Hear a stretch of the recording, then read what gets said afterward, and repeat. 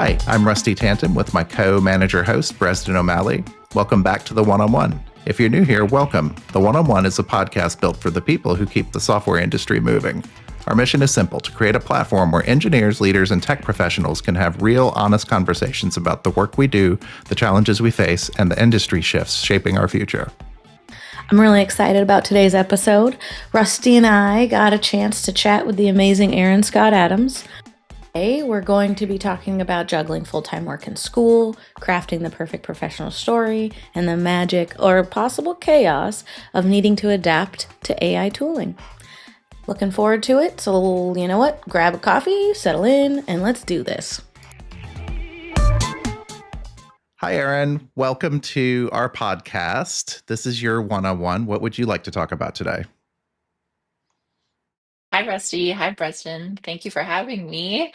So today I'd like to delve into kind of next steps in terms of my developer career. I recently finished a graduate school program in human computer interaction, and I've been working full time doing software engineering for about 6 years now. And so now that I have finished graduate school and have like ample free time, nights and weekends, I've been taking some time to explore kind of like what do I want my career trajectory to be moving forward and jumping off from here. So I'd love to kind of delve into some of those topics today and hear just about the different paths that you all have taken in your Yeah, careers and kind of advice share and talk about perhaps, making pivots and just like some of the strategies and tactics around that. that sounds great. Yeah. I love that. One of my very first questions I wanted to ask you, Erin, was kind of what is your biggest challenge around balancing full-time work with grad school? hmm Yeah, and I know y'all have probably done school or like continued learning while working full time too. It can be very challenging. So my story, like grad school for me was very nonlinear. Honestly, it was prompted not only by like a desire to continue to learn and like having a being in an official program does help me because I like need some accountability in that way. When I do like an online Udemy course, I always have the best of intentions, and yet life gets in the way or like other priorities end up, coming first, and it's really hard for me to like see those through fully. So having like money on the line and like accountability to teammates on a group project or to a professor for deadlines like that was important and helpful to me to actually like see a program through fully. So I started my graduate program. It was through Iowa State. It was an online master's of human computer interaction. I started the program in 2020, and I had worked with somebody at a position previously at a job in Albuquerque that had done that exact program, and that is how I like found out about that degree and was interested in some of the work she had done previously. So I was like, okay, that sounds like an interesting path. So during COVID, I was like, well, I've got the time. Maybe I should check this out and, put my quarantine hours to good use. And so I started that program in fall of 2020 and then did like a year and a half, taking just one class at a time while still working full time. So that got me Mm. to, I think, December 2021. And so I had done exactly half of the degree. It was like a 10 course program and I had finished five. And man, I was just like really struggling. I was burned out from just, COVID quarantine life and then being in front of my computer so much. And I kind of started to doubt, like, is this degree worth it? All that's going to serve me, like maybe just for like mental health, I would benefit from taking a step back and reevaluating some of this. So that's what I did. And I ended up having a 2-year hiatus.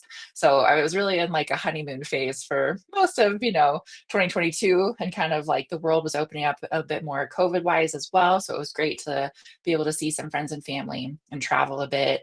So that was a great break for myself. I continued working full time during that window. But sometime in 2023, the fact that my grad school degree was not complete began to like irk me. It was Yeah. still kind of like nagging me in the back of my mind. I was like, well, how can I utilize this degree? Of course, like the classes I took had merit and application to my job. But it was really hard for me to position that on a resume of like, I did half of grad school. Cool. Like that's a hard like thing to spin, because then the next question is like, well, why didn't you finish? And you're like, ooh. So I was really struggling with that, and ultimately decided like, okay, I think it's going to be important for me to not carry this weight for like the rest of my life, to power through and go back to school and try to finish it in 1 year. So that was what I decided for 2024. It was like my year of completion. So I just decided to like crank it out. And so I was taking 2 classes per term while still working. But just like had this mindset of like, we are committing to this year. I've said no to lots of other like social engagements and community involvement. I'm just like really going to hunker down and get this done. So now that I'm on the flip side of that, yay, it's over. But it was a pretty rigorous and intense year of managing all of that. So that's a really long answer to your question, Bresdin, of like juggling it all. For me, a key component was like setting that goal of like, I'm going to finish this in 2024. That's my top priority. And I'm going to say no to other things in order to make that happen.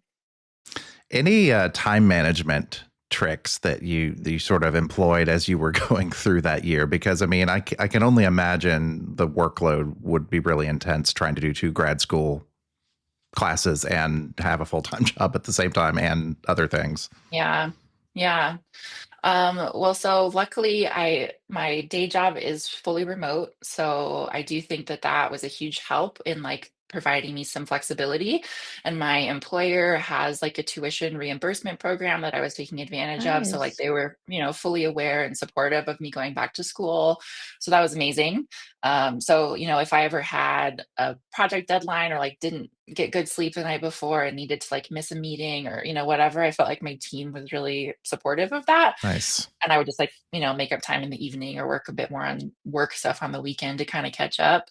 I think it also did help that I've been in my current like position and company for a couple of years. So I already had like a good amount of Yeah. established rapport and kind of like, knew the team, knew the ins and outs of some of the projects. It would have been really hard to like start at a new job Sure. and also be doing grad school at the same time. So I would not recommend that approach if, continuing that is part of your plan. Um, and then it's also been hugely beneficial to me that I have a very supportive partner at home that picked up the slack in a lot of ways in terms of grocery shopping and, family commitments and just like keeping our household in order. So shout out to my husband, Brendan, for being super Definitely supportive throughout that helps. process. Yeah. Yeah. Awesome. No, that's amazing. I have to say that I'm in the same boat as you, and I have not made the commitment to go back. So I need like 5 more credits to finish my graduate program, and Do it, I've not Bresdin. figured it out. And so I find your words really inspiring. It is a do it Yeah. situation. Honestly, for me, I just came to the like crossroads of like, I clearly am not going to be able to let this go. Like, it's always going to kind of linger with me. Yeah.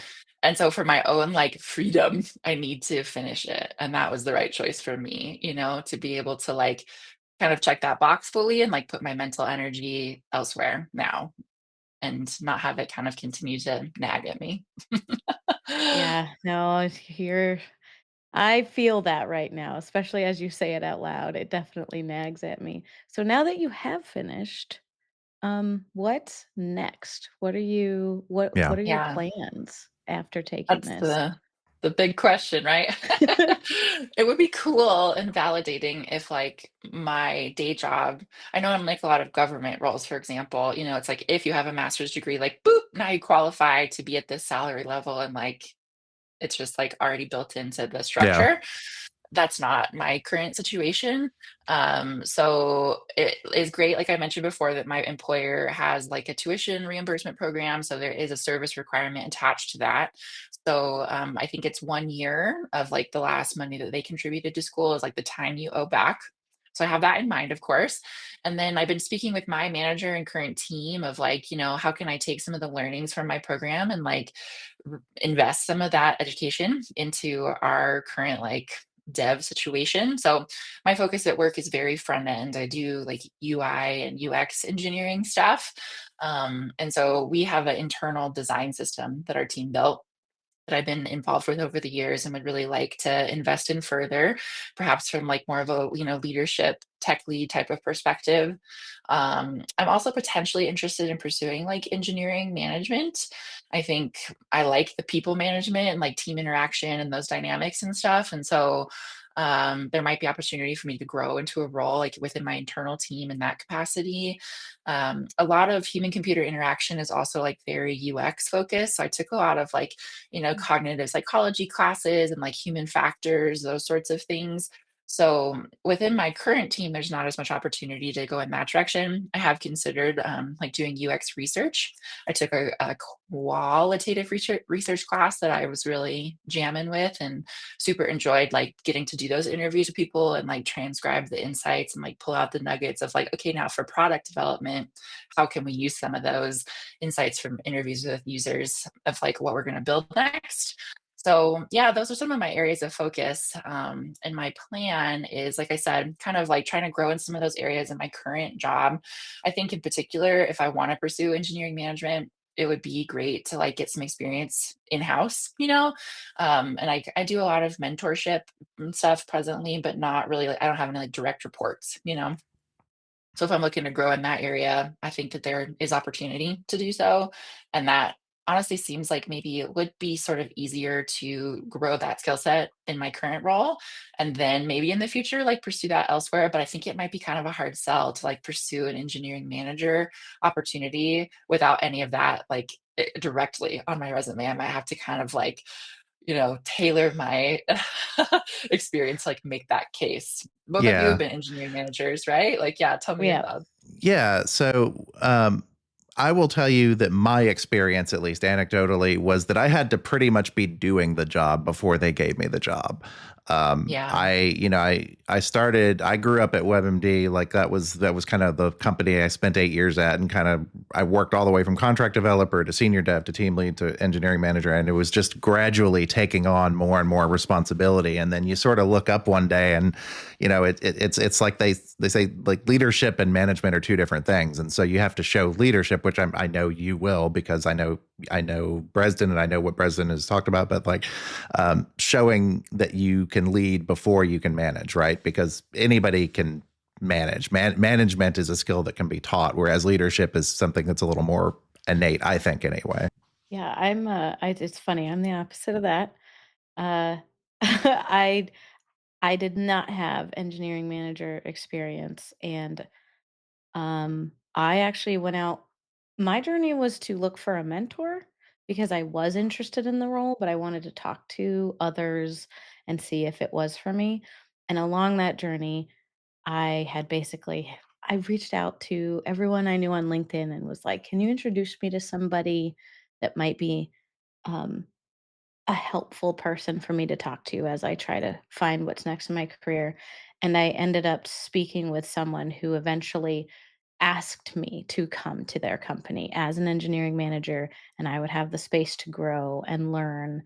But I did already exhibit those leadership qualities, even though I didn't, it's hard. I had kind of one off, like I would fall into managerial roles, but it was never on my resume. I didn't have an actual title. And so if you can talk your way around how you've managed without the title, it can work. Didn't mean it was easy. It took, months, and I was pursuing something else. But so it is possible, is my point. If you wanted to just like dive in the deep end, you can. But you have to find the Yeah. right environment. Yeah. hmm I do think there is an art to like packaging your transferable skills, and kind of like the brand that you're going for whatever position you're applying to, and how do you represent the various aspects of your different roles to like, meet the requirements for that, even if it's not a direct like title correlation on your resume. Yeah. It's not easy. I would ask you the same thing, to be honest. Like, how do you feel coming out of school and having these technical skills and non-technical skills? How do you, I don't know, communicate that as your career story now? hmm Yeah, I hope that for myself that becomes a bit clearer as I do start to, either pursue some new opportunities internally and grow in those areas or like interview places and just like what resonates in those conversations, like even just some of the stuff we're saying right now of like, okay, yeah, how does that settle with me? And like, what is interesting to me? What do I want to pursue? I think I'll be able to like fine tune my little, like, one sentence elevator pitch a little bit more clearly. Um, I was going to ask too on the topic of engineering management roles and in y'all's experience, like, did you still maintain a good amount of like technical individual contributor type of responsibility in the code base, or were you doing more of like the HR people management side? It seems like it's very across the spectrum and kind of like company and role dependent on how that breaks down. It's Yeah. pretty varied. Yeah, I would agree with that. It's definitely very company dependent and yeah, Even lots role of different dependent. factors. Yeah, role dependent.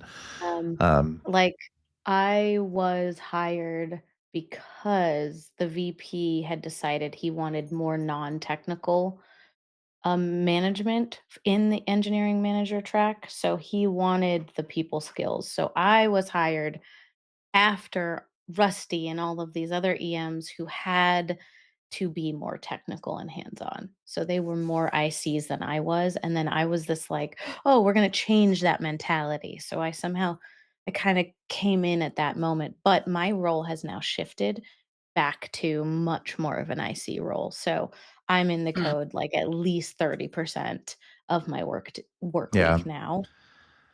Well, and it was different for me at WebMD versus Loyal too. So like at WebMD, um, there were so many process improvement things that needed to be done that were technical. So like I wasn't slinging user stories, but what I was doing is I was like improving our build tools, or I was doing our CI pipelines, or I was doing, there's all this other stuff that floats around that's not necessarily the developer's daily job that's still technical that had to be done. So I was doing a lot of that kind of stuff. Like um, they they were using like Subversion for version control. So like I got them on GitHub Enterprise. And so like I spent a lot of my time negotiating with the people there. Like anyway, so it was technical, but not IC stuff.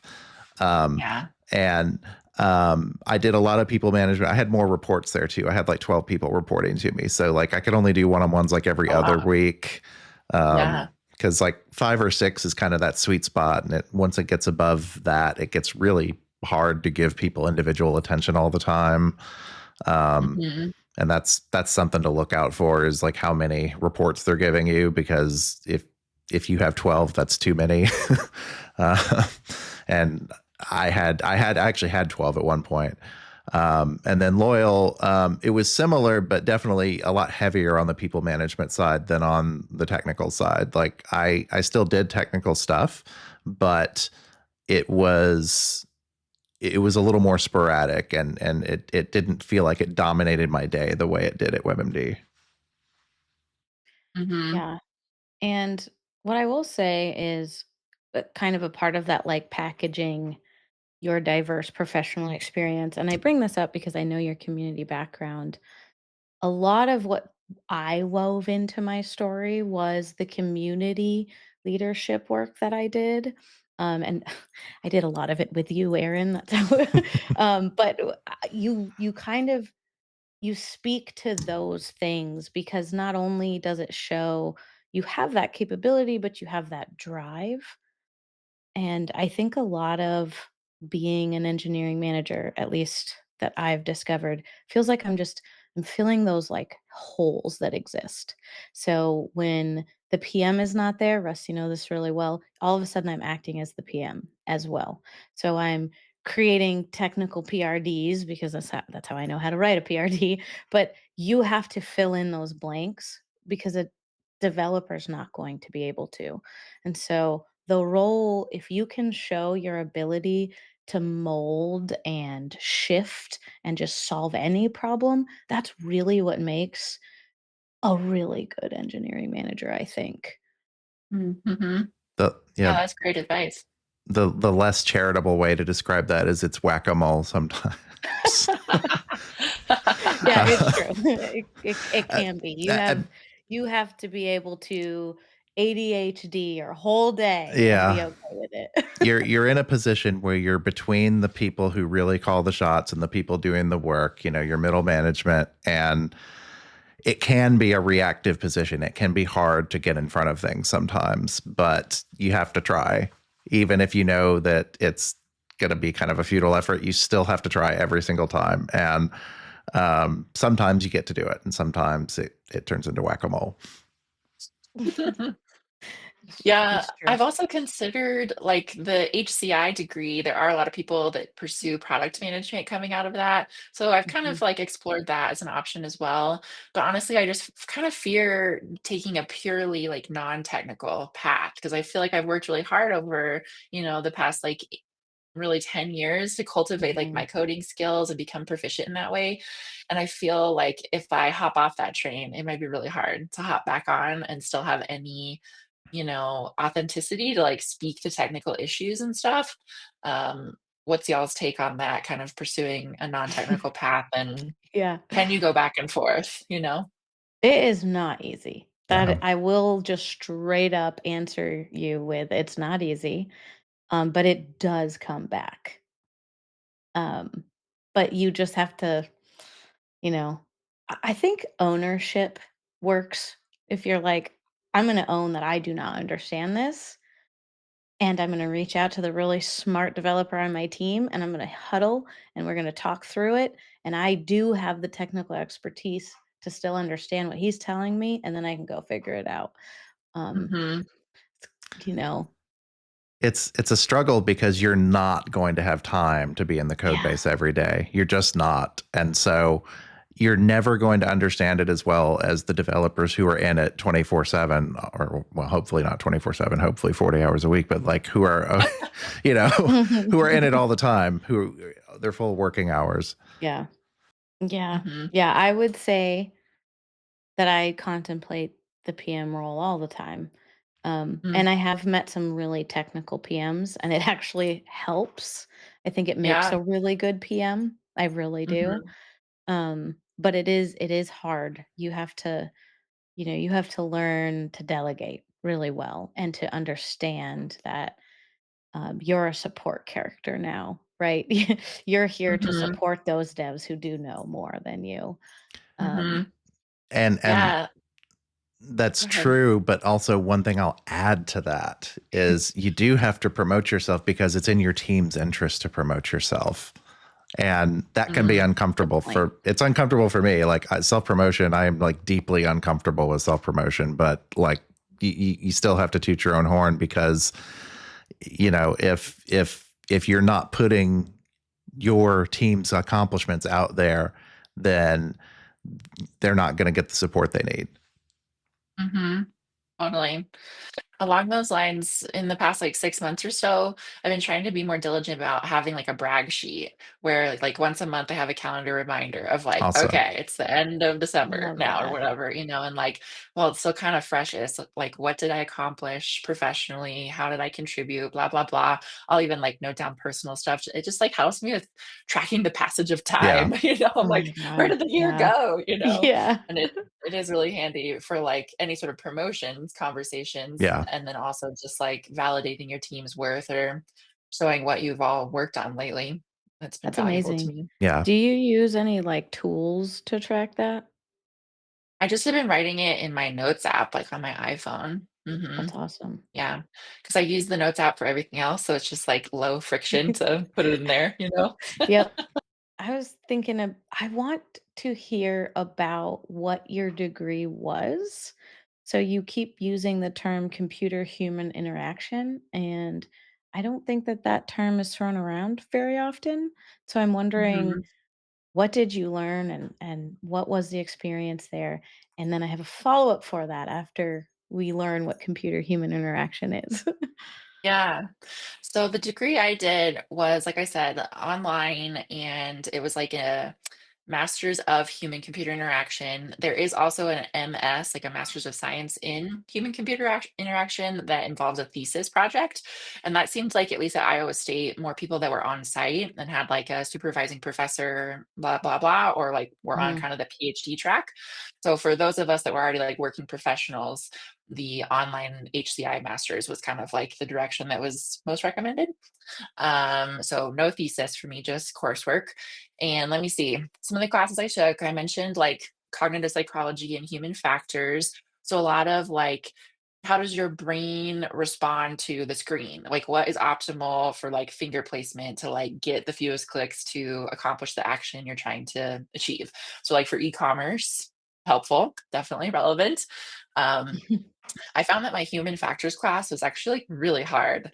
And I think in part it was the professor and just like the curriculum and his area of focus and research. It was much more like military application and like the cockpit of a fighter jet and like the Yeah. optimal human ergonomics of positioning your body in that type of actual like physical space. Oh. So that was really interesting and kind of like, outside my depth. And kind of for me was like, all right, that's not the path I want to pursue. Helpful knowledge, but no, thank you. And then some of my favorite classes, I mentioned qualitative research. That was much more user experience research and like talking. The professor for that used to work at Google and was like a senior UX researcher. So just she had amazing insights from like working in the field, and just like how they ran their user studies. Never if I worked at a company that's like super invested in like that early user research product development phase that has like the resources to do that. I feel like it's often neglected. And then you build something that you're like, I hope this is useful for someone, but like you're not totally sure on who you're serving Yeah. with that. So it was just really interesting to be in a position where we were doing a project where we got to ask them those like really early questions and help craft the tools and technology out of that. And then I also took a fair number of Python classes, like specific to just like prototyping some of these tools and technology. Python, I feel like, is a fairly approachable programming language. So for some of the folks in this degree program that were not coming from like a software engineering background, it was a little bit easier to spin up on Python versus like Java, for example, or one of the C variants, and just easier to like get a prototype on the screen too. So that was great for me because I had done some Python programming in a past role, so it wasn't like totally foreign. And I really loved my professor for that class. He just like gave an immense amount of personalized feedback, which I was like, bro, you must never sleep because there's a lot of people in this class. And he was like in my GitHub doing pull requests, just like it was amazing. Nice. So I feel like I learned a lot of good Python tips and tricks there.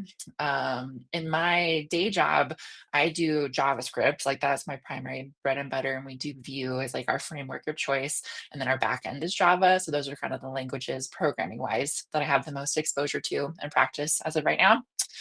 And then the one of the classes I took most recently at the end of my grad school tenure was all about design systems and just like Mm. how to build a design system internally and like get buy-in from all your different stakeholders across the business of like why this is useful and will save your devs time later and the design team in terms of like standardization for your brand and then actual like development and deployment of components and changes and that sort of thing. So that was helpful because I feel like I live that every day. So like a lot of the insights and takeaways and prototyping that we did in that class was really relevant and useful to my current role.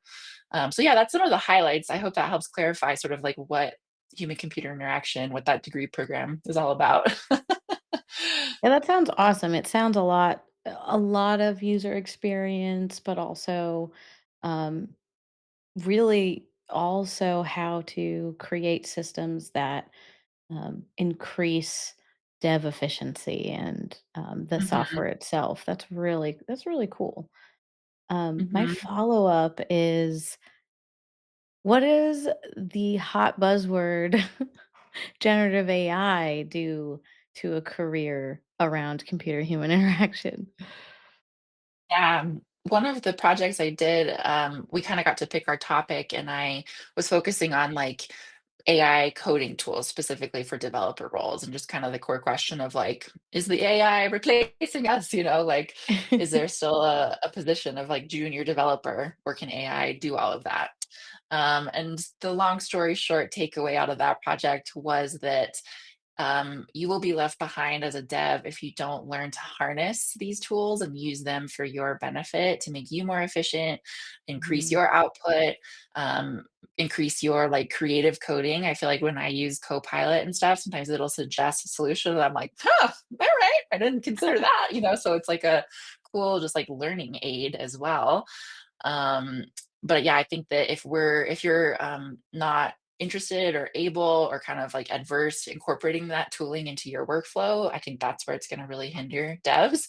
But we are far from the point of like, oh, AI can do it totally autonomously.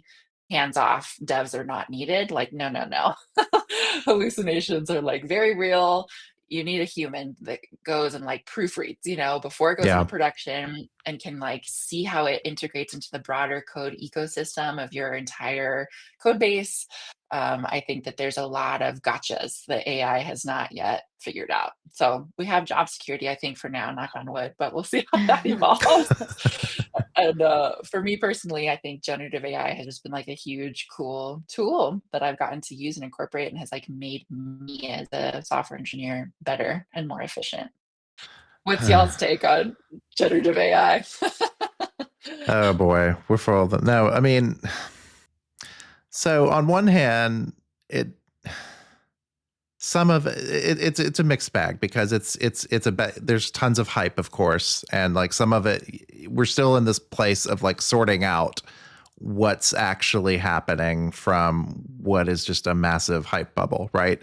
And so, to your point, like there is useful stuff that comes out of this. My current workplace, we're doing some stuff with it that's actually very practical, hands-on stuff, that I like, it's not some state secret or anything. I just shouldn't get into specifics with it, but like it's, so there is practical stuff, like, there's medical stuff that's happening with it. There's any number of things that are definitely good, positive things. But then there's also like, there's a lot of money being thrown at it, and it uses a lot of resources, and how could that possibly be profitable? So like that's kind of where my head's at on it anyway. Hmm. Yeah, that's kind of deep, Yeah. honestly. My take is very similar to yours. I think that it's another tool and it's here to help, and it's to, I think I heard the term like augmented intelligence, where it's not here to replace us, but it's here to like augment and enhance our level of intelligence. And I have found, I've been using it since it came out, and I have found myself needing it less and less the more I have used it. I'm an observational learner. So I ask it a question, it has helped me with something. I'm learning from that tool.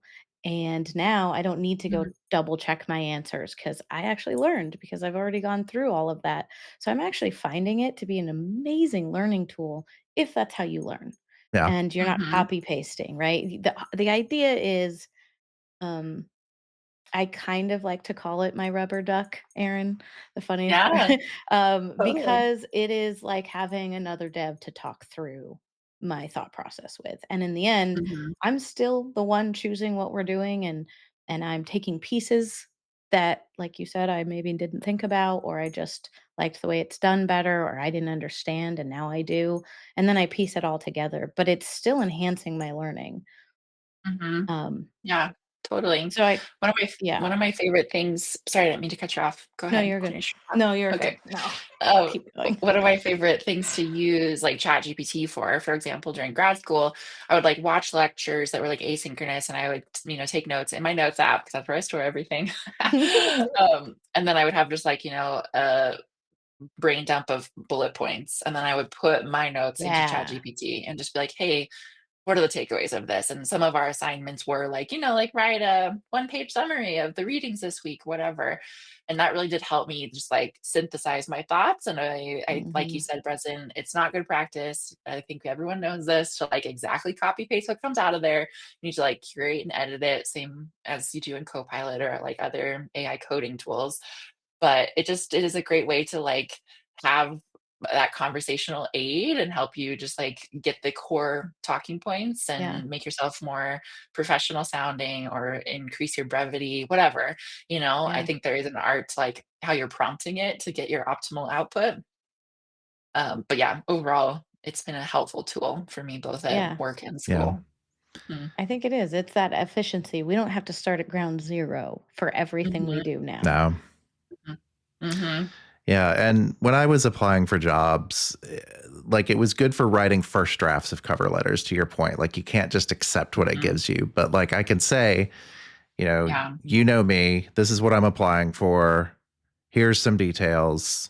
Write me a cover letter. And then it gets you like 80% of the way there. And then you got to go take out the 2 sentences that sound like a robot, and you've got to sort of wordsmith a little bit, but you didn't have to do the whole thing from scratch either. Mhm. Yeah, So Yeah. that's good. it is. It's that increasing your own personal efficiency. And I Yeah. think Mhm. as long as you don't use it like a Yeah. crutch, I think you're okay. Totally. I one of the last classes I took at school was about like values sensitive design, and of course AI and like all the resources being used came up a Hmm. lot. And also just like, more broadly, how do you design technology in a way that's actually like useful in society versus harmful, and there's like Yeah. a lot to dig in there. But it was a helpful perspective to keep in mind that like there are a lot of benefits, but like what are the costs? Let's not forget to evaluate that holistically, Yeah. what communities are suffering, where's the water getting used the most, so you have these gigantic data centers that are powering all of the AI compute. Yeah. Yeah, it's going to be a little weird in the future while we try and Mhm. navigate that. Yeah.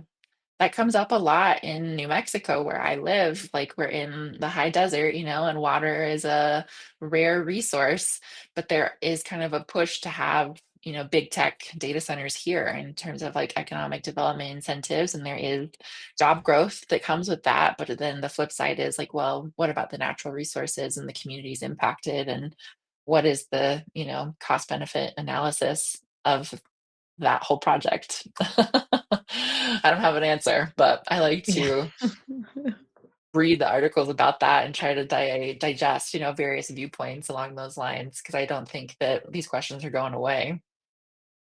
Yeah. Yeah, I don't think they are. And it's happening in Indiana too, by the way, because we have a lot of land, a lot of empty space. We have more Mhm, water, but that doesn't necessarily mean that it's okay to just start draining that water. Um, and there's mhm, been a lot of fighting against it here. It hasn't mhm, worked. They've still put their data centers up, but people are upset about it. mhm. Yeah. Yeah. So through just to like shift gears a little bit, through your 10 years or so, learning all of your um, you know, honing those tech skills, and also you've been a huge contributor to your community since you brought up New Mexico. What are some of kind of just your favorite things that have come out of your community involvement, because you've always been a very busy person, and I know that you had to take a step back to finish your graduate program. um, are you planning on going back, and do you still find that fulfilling? Mhm. Yeah, these are some great questions that I'm currently sort of grappling with. Yeah, so I, for the past like 6 years or so, have been the lead organizer for this group called Rubber Ducks New Mexico, which is one of the ways that President and I overlapped and knew each other during her time in Albuquerque. So it's a group that's about social like networking and professional development, educational classes for like female identifying people and non-binary folks in STEM roles. So it came out of originally, there's a coding boot camp here in Albuquerque through the Central New Mexico Community College. They have like a stimulus center. So the boot camp is called Deep Dive Coding. And I had taken that program in 2018. That's when I graduated, and a few other folks coming out of those classes just saw that there was a need in our local community to have a space that was not like white male dominated within tech fields. And so that's how Rubber Ducks on Slack was born. And for years, it's kind of been like an underground, like word of mouth community online. And then when I took over leadership, we were started doing more events in person. And honestly, the area that I'm most passionate about is like the educational arm. And I really started to do a lot of educational seminars that were very like grassroots led, local, purely volunteer driven, just like other folks within the group that had some sort of area of technical expertise or were interested in a topic and would lead like a 1 to 3 hour class for free in the community. But that really kicked off at the end of 2019. And so then COVID, we took the effort fully virtual and continued it for a number of years. But it's a lot to manage kind of individually. And of course, like, people were leading the classes. Once I kind of pinned down the schedule and who was doing what, like that person was in charge of whatever they were teaching. But it took a lot of, me coordinating from like the organizer perspective. So as Bresdin mentioned, when I went back to school, I was sort of like, I'm going to take a step back from this. Like, I just can't do it all. So that Yeah. was one of the areas that I had to sort of compromise and thoughtfully prioritize what I was doing, in order to get that degree done. So yeah, now I'm at this sort of juncture where I'm like, all right, I have some free time. Where do I want to spend it? Like, where do I want to re-engage? So there's a number of other great local community groups that kind of have a broader audience. We have a Google developer group, and then also Techeria, which is like a national nonprofit for Latinx people in tech, has gotten really robust and popular in the Albuquerque scene. So they're like super welcoming to everyone. So I go and just like I'm a supporter in that network of people, and I've gone to a number of their events over the past year or so. Yeah, and then I don't know. I just kind of have been trying to thoughtfully explore some of this stuff and decide where I want to like reinvest. I may end up kind of recommitting to Rubber Ducks and really try to elevate that effort further. We also have a pretty robust like tech council, New Mexico Technology Council community that's more like business people, and maybe like a little bit more formal and perhaps like an older generation of business people in Albuquerque within tech spaces that has a lot of like great educational and networking type of events. So yeah, I feel like I have enthusiasm and energy to contribute somewhere, and I just am in this phase right now where I'm sort of re-engaging in community spaces and deciding like where do I want to spend that time and what would feel the most fulfilling to me. I'm also on a couple of nonprofit boards and advisory councils and that sort of thing. And that honestly has served me really well to not only be involved in community in like tech spaces, but also kind of cross pollinate in a few other groups and organizations just for my own like professional development and network. Some of the boards that I serve on, it's much more like we are in charge of, like the finances and the budget and the business operations. And I'm like, whoa, this is not my day to day work at all. But I do think for my career trajectory, and if I want to move into a leadership position, having some broader awareness of just like how organizations operate will serve me well. Yeah. Yeah. I mean, you sound like you've already done a lot of work that would be applicable to an engineering Yep. manager role. I mean, like, Mm-hmm. you know, No, thank you. herding, like, I don't know, I've run volunteer stuff before and it's herding cats and it's really difficult to get people to do things for you when you're not paying them and you don't really have that leverage over them of like, hey, do this thing or I'm not going to pay you. Right. Right.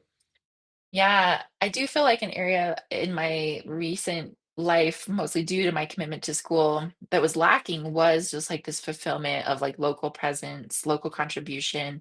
And I already feel a lot more balanced about that now into 2025, just because I have had more time in the evenings. Like when work is over, I'll shut my laptop and be like, oh, all right, well, like, what am I going to do this evening? Have fun?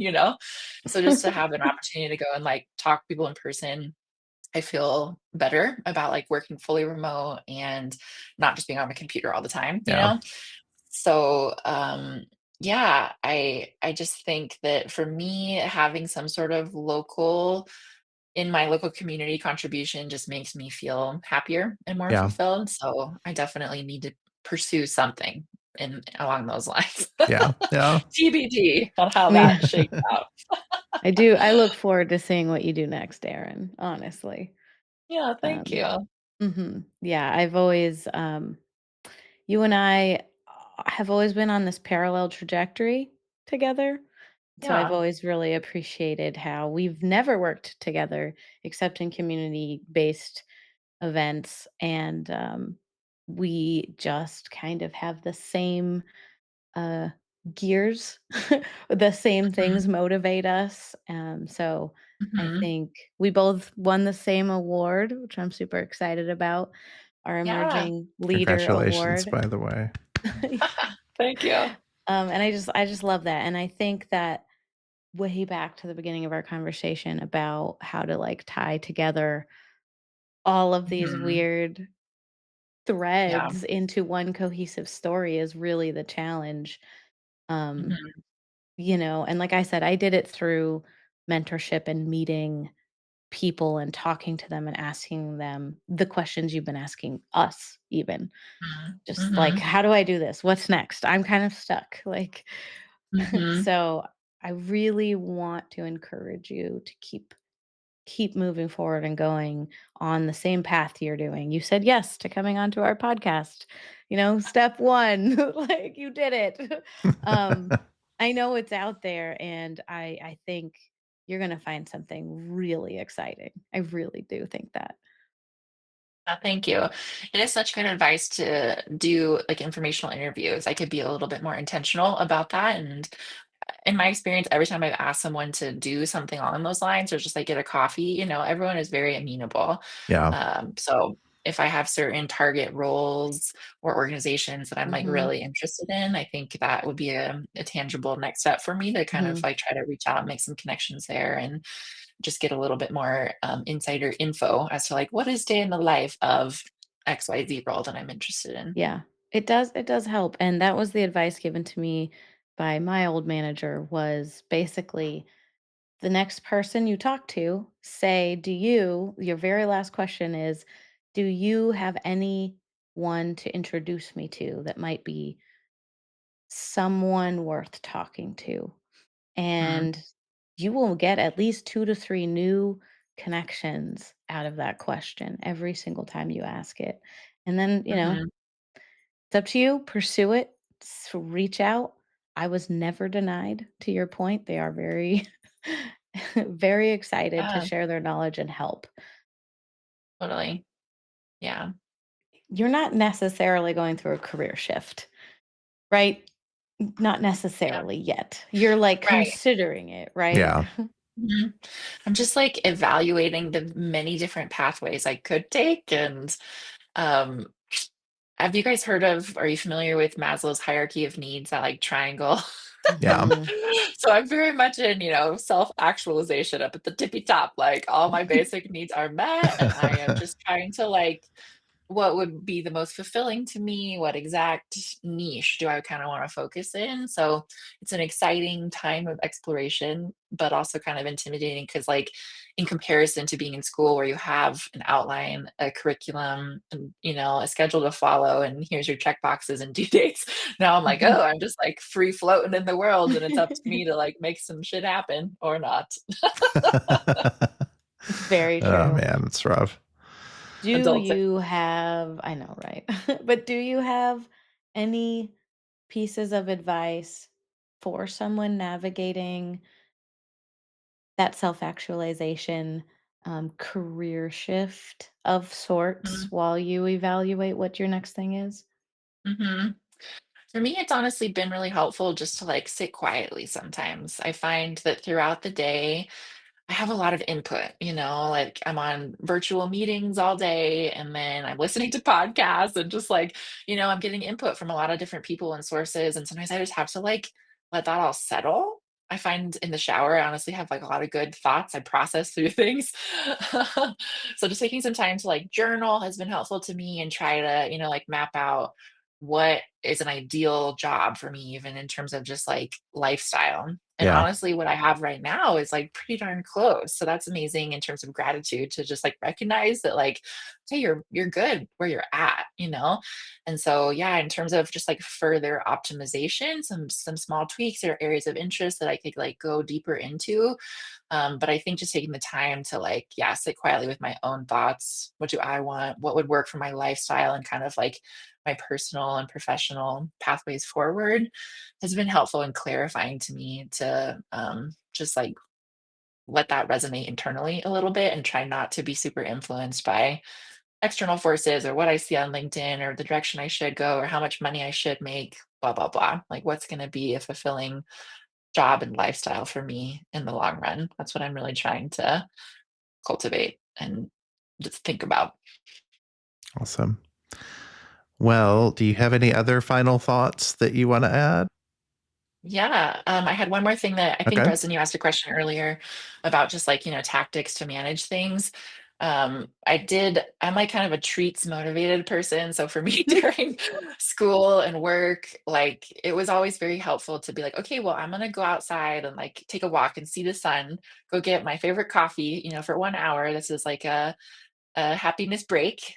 And then I'm going to come home and grind for like 4 more hours before going to sleep, but like it's, I think, important to have like intentional moments of like you're really mindful and aware and enjoying it, seeing your friends you love, having a treat, a cookie. I'm a chocolate chip cookie diehard, so like having something like that to motivate you and like really try to enjoy that. And for me, I knew that I had a 1 year commitment of like, it's going to be a really hard year and I'm going to have days when I don't want to do this and it's going to be a struggle.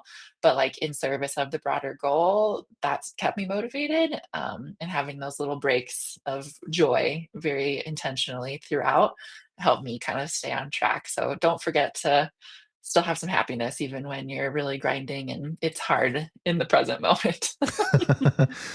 Well, that is fantastic advice. Well, thank you so much for coming on the podcast. We really enjoyed talking to you. And I don't know, Bresdin, did you have anything else you want to throw out there? No, I absolutely love getting a chance to talk with you, Erin. It's been some time, so thank you so much. Yeah, thank you so much for having me. I appreciate you reaching out and so nice to just like get to know you both better. Thank you Yeah, both for your advice and experiences as well. I hope we all can keep in touch. Yep. absolutely. Thanks, Erin. Thank you so much. Bye.